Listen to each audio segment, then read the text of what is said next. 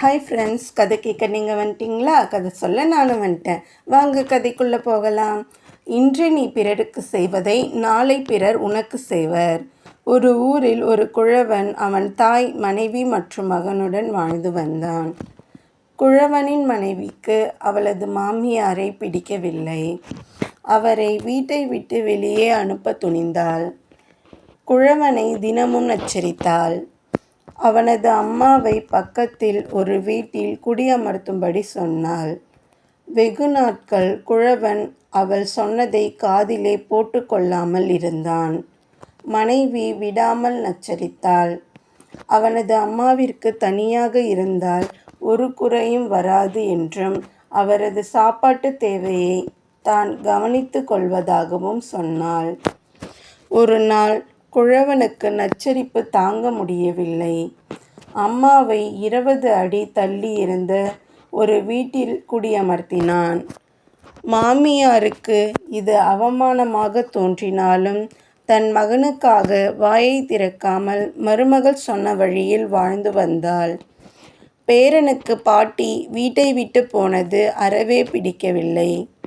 அவன் அம்மாவுக்கு தெரியாமல் சில சமயம் பாட்டி வீட்டிற்கு சென்று விளையாடுவான். அவன் வளர வளர குழவன் மண்பாண்டம் செய்வதை கூர்ந்து கவனிக்க ஆரம்பித்தான். சில சமயம் குழவன் வேலை செய்யாத போது அவனது இயந்திரத்தை மகன் இழக்கி பார்க்க ஆரம்பித்தான். ஒரு நாள் மகனுக்கு அப்பாவை போலவே மண்பாண்டம் செய்ய வந்தது. மிகச் சிறிய வயதிலே அவன் அப்பாவின் தொழிலை கற்றுக்கொண்டான். அவன் முதலில் தன் அம்மாவுக்கு அருமையான தட்டு ஒன்றை செய்தான். அதை அவன் அம்மாவிடம் கொடுத்தபோது அவள் மகனின் திறமையை நினைத்து பெருமைப்பட்டாள். தனக்கு அவன் முதலில் பொருள் செய்து கொடுத்ததை எண்ணி அளவில்லா மகிழ்ச்சி அடைந்தாள். தனது சிறிய மகனை இவ்வாறு கேட்டாள். மகனே, நீ செய்த தட்டு மிகவும் அருமை. எனக்கு மிகவும் பிடித்திருந்தது.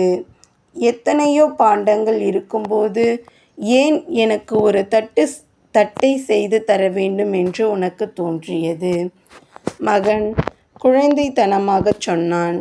அம்மா, ஒரு நாள் நான் அப்பாவைப் போல கல்யாணம் செய்து கொள்வேன்.